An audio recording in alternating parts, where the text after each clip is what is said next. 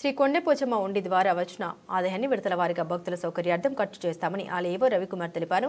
జగదేవపూర్ మండల పరిధిలోని తిగుల నర్సాపూర్లో గల ప్రసిద్ధ పుణ్యక్షేత్రం శ్రీ కొండపోచమ్మ ఆలయంలో బుధవారం దేవాదాయ శాఖ division inspector Vijayalakshmi, EO Ravikumar police సిబ్బంది సమక్షంలో ఉండి ఆదాయాన్ని లెక్కించారు. ఈ సందర్భంగా ఈవో రవికుమార్ మాట్లాడుతూ 76 రోజులకు సంబంధించిన హుండీ ఆదాయాన్ని లెక్కించగా సుమారు 12,80,943 రూపాయలు వచ్చినట్టు తెలిపారు. వచ్చిన ఆదాయాన్ని ప్రజ్ఞాపూర్ తెలంగాణ గ్రామీణ బ్యాంకులోని అమ్మవారి ఖాతాలో జమ చేయనున్నట్లు పేర్కొన్నారు.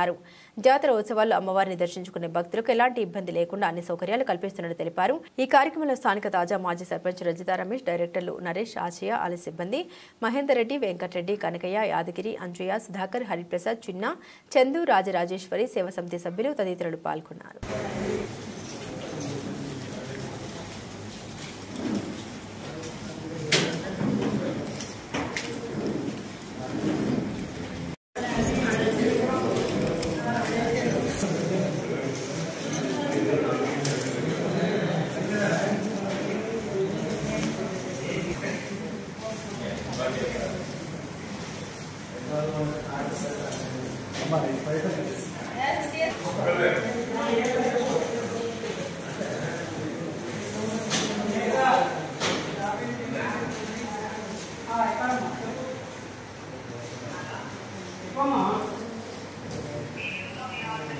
సుమారు 50,000 మందికి పైగా భక్తులు దర్శనాలు చేసుకోవడం, ఆ తర్వాత 2 వారాలు 40,000 మంది భక్తుల దాకా దర్శనాలు చేసుకోవడం జరిగింది.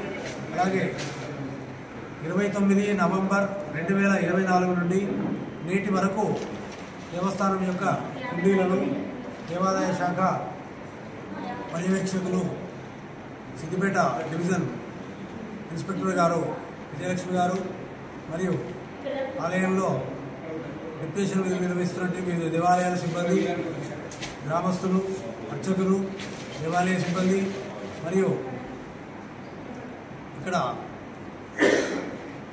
అమ్మవారి సేవలో ఉన్నటువంటి వాలంటరీ స్వచ్ఛంద సేవకులు, రాజరాజేశ్వరి భక్త బృందం వారు మరియు రెనోవేషన్ కమిటీ సభ్యులు, మాజీ చైర్మన్ గారు, గ్రామస్తులు, పెద్దల సమక్షంలో హుండీలు విప్పి లెక్కించగా ఈరోజు మొత్తం మీద 12,80,943 రూపాయలు ఆదాయం సమకూరినది. ఈ ఆదాయము దేవస్థానం యొక్క బ్యాంక్ అకౌంటు తెలంగాణ గ్రామీణ బ్యాంకు, ప్రజ్ఞాపూర్ బ్యాంకు వారికి జమ నిమిత్తం అందజేయడం జరిగినది.